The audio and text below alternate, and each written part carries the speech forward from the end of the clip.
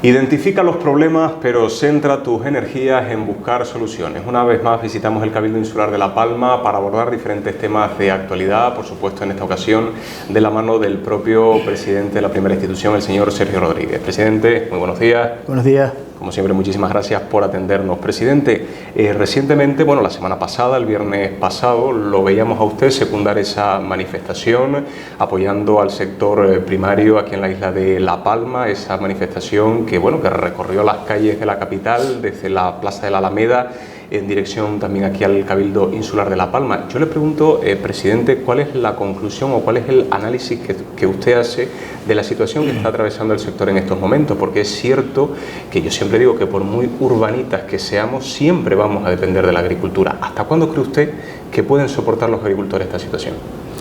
Bueno, vamos a ver, la primera reflexión que hago es de alegría por encontrar pues un sector unido. Por lo menos tuvimos la posibilidad de ver como muchísima gente secundaba esa manifestación. El tema de lo que está ocurriendo alrededor del sector de platanero nos preocupa a todos tenemos claro lo que ha significado este sector para la isla y la economía de los palmeros. Yo provengo de una familia agricultora, precisamente dependiente del mundo del plátano. Esas fincas de plátano nos dieron la posibilidad de estudiar, de ir a la universidad y de tener hoy en día una carrera, ¿no? Yo puedo ser perfectamente el ejemplo de muchísimos jóvenes que en décadas anteriores pues han pasado por ahí y efectivamente conocemos la evolución que ha tenido el sector hasta los problemas que estamos viviendo en el día de hoy, que son muchos y algunos de ellos acuciantes hasta el nivel de la asfixia, ¿no? de muchas familias. Estamos muy preocupados, primero porque creo que el principal problema que ha podido tener el sector es la falta de unión. Yo lo que vi el otro día parece que corrige esta tendencia. Es absolutamente necesario que la gente camine en la misma línea. Tenemos que tomar decisiones en el ámbito de los gobiernos también para controlar ciertas cosas que pervierten, digamos, el sentido de lo que se está pidiendo. Todos sabemos que hay un POSEI para Canarias que tiene una limitación de kilos y que de alguna manera algunas personas se están aprovechando del mismo, de la situación, y eso también contribuye a pervertir, como decía, el sentido económico que siempre se ha buscado, ¿no? El asegurar, digamos, la economía a esas familias en un sector que en La Palma, por ejemplo, lo que hace es repartir riqueza de la manera que todos conocemos, con pequeños cultivos o medianos cultivos, y quizás eso fundamenta también que Europa siga apostando por mantener esa ayuda, ¿no? Pero la política agraria común tiene que evolucionar, lógicamente, porque tiene que defender sobre todo a los territorios que están dentro de Europa. Hoy en día nos vemos cómo entra banana de Latinoamérica, en la que no tiene las exigencias ni laborales, ni de productos fitosanitarios, ni de muchas otras cuestiones que sí tenemos aquí. Por lo tanto, lo que ocurre es que hacemos menos competitivo el plátano canario, ¿no? Bueno, pues cuando oyes las reivindicaciones de los agricultores, una de las cosas en las que se fundamentan es una nueva política agraria común que garantice igualdad de condiciones para nuestra gente, nuestros agricultores. Yo creo que eso se cae de maduro y yo creo que el planteamiento que estamos haciendo desde el sector, todas las cuestiones que se leían en aquel manifiesto el otro día, las entendemos todos los que conocemos el mundo de la agricultura y sobre todo el sector platanero, ¿no? Y, como digo, después hay que entender también que quienes producen, quienes cultivan, quienes trabajan son los productores y que hay una serie de intermediarios hasta llegar a la venta de ese producto que muchas veces también pervierten el sentido de las cosas, porque al final son los que se llevan los beneficios y no son los propios agricultores, ¿no? Bueno, al final nos encontramos en un momento en el que hay que reconducir muchísimas cosas, en el que los gobiernos nacional, canario y los cabildos insulares, también los propios ayuntamientos, tenemos que trabajar para defender los intereses de los agricultores. Nos va la vida en ello aquí en La Palma, independientemente de que busquemos otros desarrollos económicos, porque tenemos la responsabilidad para ello. Tenemos que potenciar lo que nos ha dado de comer durante tanto tiempo, ¿no? Seguimos, presidente, por la senda de la agricultura, pero en esta ocasión nos vamos al Valle de Aridane y aprovecho para preguntarle respecto al borrador del decreto agrario, porque es cierto que a lo mejor algunas asociaciones, por ejemplo como ASPA, a través de su presidente Miguel Martín, bueno, no se muestran del todo conformes, del todo satisfechos con este borrador. De hecho, llegan a hablar de agricultores de primera, agricultores de segunda. Nosotros la última vez que hablamos también con la consejera de Presidencia, la señora Nieves Lady Barreto, bueno, nos decía que también es un documento vivo, que incluso se preveía en él diferentes modificaciones. ¿Usted cree que se está caminando en la dirección correcta respecto a este borrador? Hombre, desde luego. Yo creo que ha habido intereses políticos para tratar de defenestrar o desprestigiar el planteamiento. Un planteamiento que lo que busca es garantizarse las ayudas europeas. Había un problema muy grave con el planteamiento del decreto anterior, precisamente porque atentaba al derecho de la propiedad. Cuando se plantea de los tres planteamientos, digamos, de recuperación que había al borde de las coladas, el de la concentración parcelaria o el de aquellas personas que no quisieran el poder garantizarle el valor de lo perdido, bueno, la concentración parcelaria pública, tal y como se planteaba con el decreto anterior, precisamente me generaba muchas dudas en Europa porque no respetaba el derecho a la propiedad, ¿no? Bueno, nosotros nos hemos mantenido siempre en las tres posibilidades, pero la concentración parcelaria debe de estar liderada por la parte privada y además sin atentar al derecho de la propiedad, y la administración pública tiene que estar ahí para ayudar a recuperar los caminos, ayudar a recuperar las infraestructuras eléctricas, las infraestructuras hidráulicas. Ahí estaremos en ese sentido, ¿no? Pero con un objetivo claro, que es recuperar cuantas más fincas mejor y lo más rápidamente posible. Hay organizaciones que hablan de agricultores de primera y segunda, pero yo creo que los tiempos los va a marcar la propia colada, las condiciones físicas y de temperatura que las coladas nos permitan actuar, y eso da igual que sea una concentración pública o privada, o que sea una persona de forma autónoma quien intente recuperarlo. Si no se puede, será porque físicamente será imposible. Si tú planteas una concentración parcelaria en un lugar donde las temperaturas no te permiten la recuperación, pues no la podrás ejecutar. Si una persona autónomamente pretende recuperar su finca en un lugar donde no pueda hacerlo porque las temperaturas lo hacen imposible, pues será inviable igualmente. Esto no es una condición que marque el decreto de agricultores de primera o de segunda. No sé por qué siguen diciendo este tema. Lo único que puede frenar la recuperación de las fincas son las condiciones físicas que marque la propia colada en sí. Será una recuperación de fuera hacia adentro, porque de fuera hacia adentro, más afuera hay menos metros de colada, con lo que el enfriamiento se produce más rápido. Más adentro, aquí y más cerca del cono, exactamente igual, para la recuperación del residencial. Bueno, pues será posterior. Iremos analizando de forma progresiva, conforme vayamos recuperando los enlaces, los caminos, las posibilidades de recuperar cuanto antes. Yo creo que ahí se nos va la vida. Hay cuestiones técnicas además que avalan, dicen que irnos a una concentración parcelaria nos llevaría entre 14 y 20 años, según las experiencias que tenemos en España, ¿no?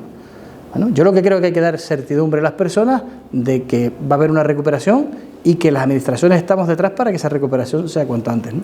Otro de los temas que también nos preocupa, presidente, es precisamente la carestía de agua, sobre todo cuando desde el Consejo Insular de Agua nos advierten de que si esta situación, este escenario continúa, pues se pueden llevar o adoptar medidas restrictivas con el agua. Después de la celebración de la mesa de la sequía, le pregunto cuáles fueron las medidas a corto o medio plazo que se barajaron. Bueno, efectivamente estamos pasando una época de sequía que ya se prolonga durante algunos años. Eso provoca que en algunos lugares de la isla pues la situación sea más complicada. El año pasado tuvimos la comarca noroeste, que además, como consecuencia del incendio, sufrió más de la cuenta. Bueno, desde aquel momento nos pusimos a trabajar y hoy en día se están realizando una serie de acciones que probablemente nos permitan paliar la situación en este ámbito, ¿no? Bueno, nosotros necesitamos, lógicamente, hacer una gestión del agua distinta a la que se ha estado haciendo hasta ahora, y cuando hay una época complicada como puede ser el verano, con un invierno que lo ha precedido, en el que no ha llovido, tenemos los embalses en poco más del 33% en el ámbito general de ellos de llenado, lo que lógicamente es totalmente insuficiente. Bueno, necesitamos hacer gestiones en dos direcciones. Una, en que los canales que tenemos para transportar ese líquido elemento sean más eficientes, es decir, no podemos permitirnos que se siga perdiendo pues, un porcentaje tan alto de agua en el transporte de la misma.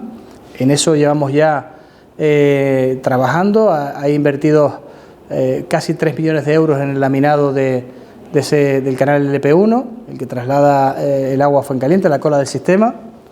Bueno, estamos trabajando también en la telemetría para saber exactamente dónde se pierden, y después también acciones que nos permitan poner más agua en el sistema, ¿no? Pero tenemos claro que tiene que ser en aquellos pozos o galerías que estén registrados en el registro. Eso es lo que nos pide la ley de aguas, ¿no?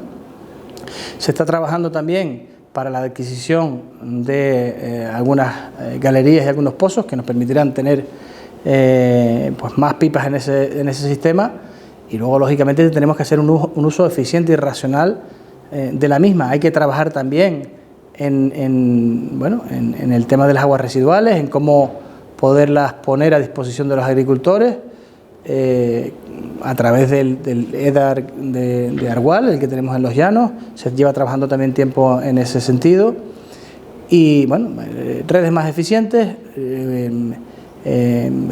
postura más responsable por parte de los agricultores, ser más eficientes también en el transporte del agua, y bueno, estamos también con sondeos y prospecciones en algunos lugares de la isla, entre ellos el túnel de trasvase, bueno, para tomar decisiones respecto a poner más agua en el sistema, que es lo que todos queremos, ¿no?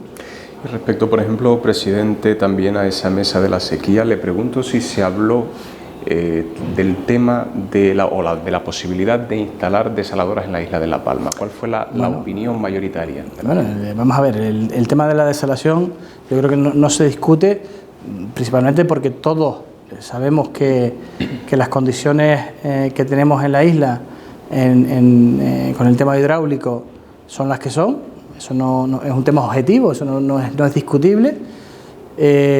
Todos sabemos que hay un marco de prioridades que nos da la propia ley de aguas, el abasto, la agricultura, y luego viene todo lo demás. Estamos hablando de un desarrollo económico de la isla asociado a la parte turística, y estamos hablando de infraestructuras turísticas potentes que van a demandar mucha agua, ¿no? Lo que llamamos grandes consumidores. Tenemos aquí, tenemos el aeropuerto, tenemos el hotel de Fuencaliente, son grandes consumidores. Si pretendemos ir por ahí, tenemos claro que con el agua que proviene de los pozos y las galerías no va a ser suficiente. Por lo tanto, hay que ir tomando decisiones. Gestión de aguas residuales para ponerla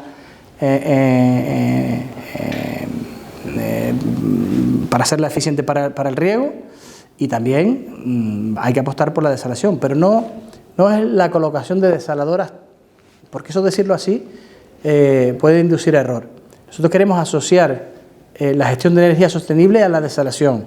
Eso nos permitirá, pues lógicamente, ahorrar muchos costes y bueno, tener, digamos, un recurso ilimitado, que es el mar, a disposición de lo que queramos hacer, no solamente de la agricultura, sino también del abasto y del propio desarrollo económico vinculado al turismo.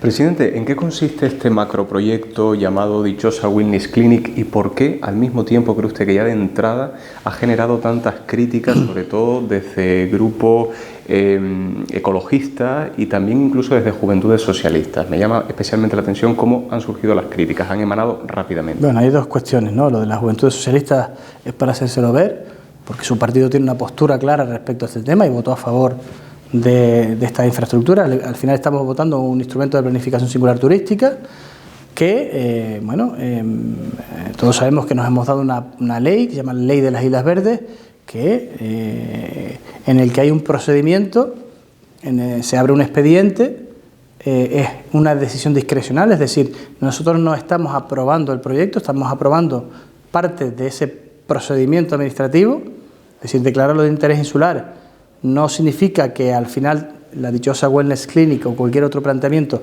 salga adelante, porque tendrá que cumplir con las evaluaciones ambientales pertinentes y con todos los permisos que se requieren para construir una infraestructura. La dichosa Wellness Clinic tiene, digamos que la bendición de todos los partidos políticos que representan a esta corporación, y hay que tener una cosa en cuenta, nosotros, los 3 partidos que están representados en la corporación del Cabildo, firmábamos un compromiso antes de las elecciones y se hizo público respecto a lo que pensamos todos de ese desarrollo que entendemos que es necesario para la isla de La Palma. Por lo tanto, ni siquiera se nos puede acusar de que hemos engañado a nuestro electorado. En las últimas elecciones participaron alrededor de 42.000 votantes y están representados allí en torno a 38.000. Por lo tanto, la gente, se supone que la gente, esos 38.000 votantes, están de acuerdo con este planteamiento.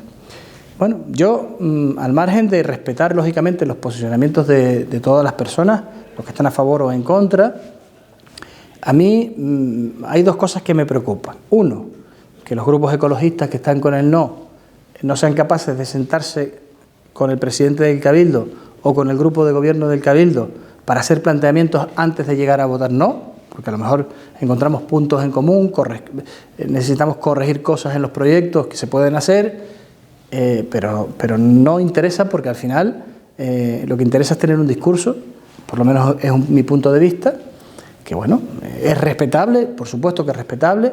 A mí me gustó mucho el hecho de que el otro día se participara en el Pleno para debatir, para discernir incluso de los planteamientos, pero los que nos tocan tomar decisiones y hemos sido elegidos democráticamente, pues tenemos planteamientos que efectivamente, si nosotros reconocemos que los de ellos son respetables, debería reconocerse por parte de ellos que los nuestros también. Yo te voy a dar un dato claro para que entendamos el porqué de la apuesta y de la claridad de ideas que tenemos respecto a este sentido. La población de La Palma, más del 50% de la población de La Palma, tiene una edad ya que oscila entre 35 y 64 años. Eso significa que tenemos una población envejecida y que cambiar esa dinámica nos va a costar muchos años, ¿no? ¿Por qué se produce esto? Pues porque la gente joven, la generación más formada que tenemos, al final se tiene que ir a buscar los garbanzos fuera de la isla. Nosotros estamos empeñados en tratar de revertir esa situación. Para eso hay que generar oportunidades.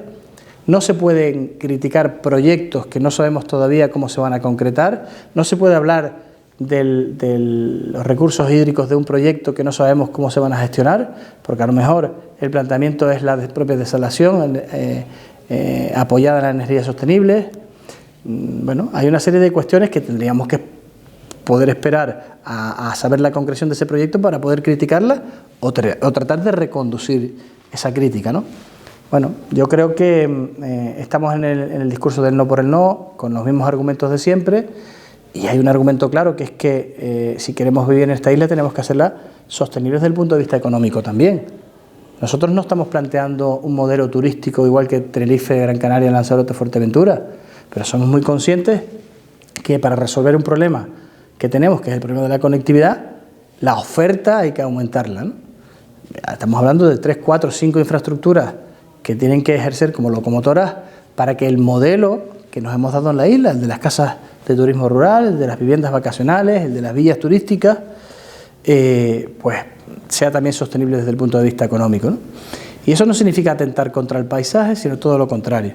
Nuestro modelo apuesta por el paisaje, apuesta por nuestra naturaleza, nuestra etnografía, nuestra cultura, pero necesitamos números para que puedan venir los aviones.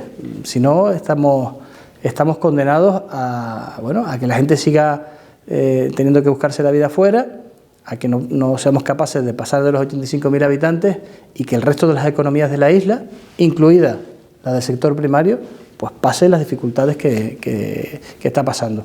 En el discurso de estos grupos está la apuesta por el sector primario. Hoy en día vemos que las dificultades que estamos teniendo y probablemente dependan de otras economías de escala que podamos poner en marcha y que no se han dado hasta este momento, ¿no?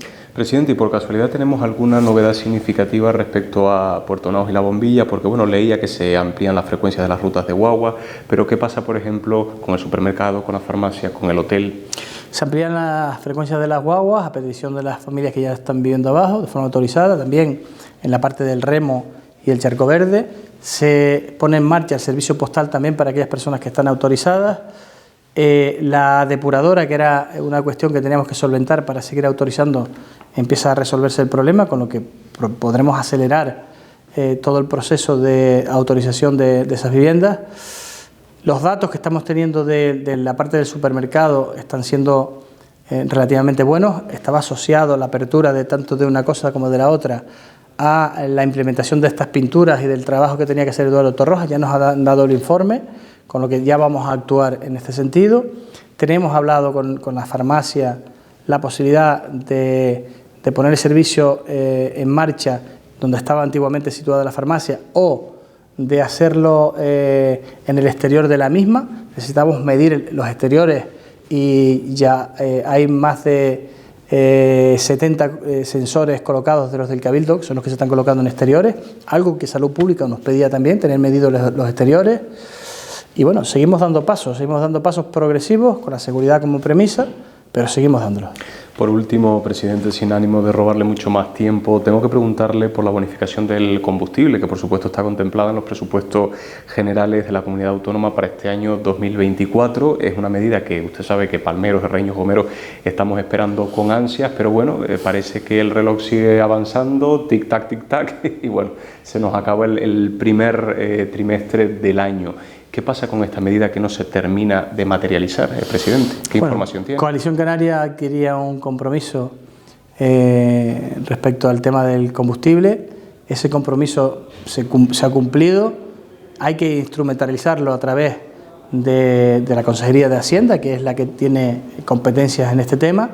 Lo que ha pasado es que hay partidos políticos que han intentado hacer suya esta medida y bueno, de alguna manera, sin dejar de reconocer la dificultad que tiene poner en marcha este tema, es cierto que debería haber entrado en vigor con la aprobación de los presupuestos generales de la Comunidad Autónoma el 2 de enero. Bueno, a pesar de que el consejero de Transición Ecológica del Gobierno de Canarias se arte a decir que no tenemos ni idea de lo que estamos hablando, me parece a mí que lo que ha habido aquí es un interés político por hacer suya una medida que no lo es. Alguien que además le gusta utilizar eso de vestirse con las plumas ajenas. No debemos vestirnos con las plumas ajenas, ¿no? Bueno, esto es un tema de crítica que yo no he entendido en ningún momento. Al final lo que tenemos que es ser capaces de poner esa medida cuanto antes, así lo dije. Yo lo pregunté porque me preocupaba, me dieron la información del 1 de febrero, como lo dijo el presidente del Cabildo de La Palma, no podía ser. Bueno, el otro día salió él en algún medio diciendo que en los primeros días de marzo. Espero que ahora que lo dijo él y no lo dije yo, pues seamos capaces de hacerlo, ¿no? Reitero, es una medida que no es fácil porque no es únicamente bajar los 20 céntimos aquí, tiene que tener un sistema de control, digamos, que también va asociado a la propia aplicación que se pone en marcha. Y lo que nos dicen efectivamente es que ahora será a principios de marzo cuando se ponga en marcha. Yo reitero que lo único que me interesa de todo este tema es que se ponga en marcha porque la medida ya está conseguida y que dependía de Hacienda exclusivamente el hacerlo, ¿no? Yo sé que la consejera de Hacienda, que está en otra onda que el resto de consejeros, consejeros relacionados con esta materia, está haciendo todos los esfuerzos para que eso sea así cuanto antes. Por lo tanto, solo nos queda esperar a ver si se cumple de una vez. Presidente, muchísimas gracias por este ratito. Estaremos muy pendientes de esta medida y de otras medidas perentorias para la isla de La Palma. Como siempre, muchas gracias. Gracias a ustedes.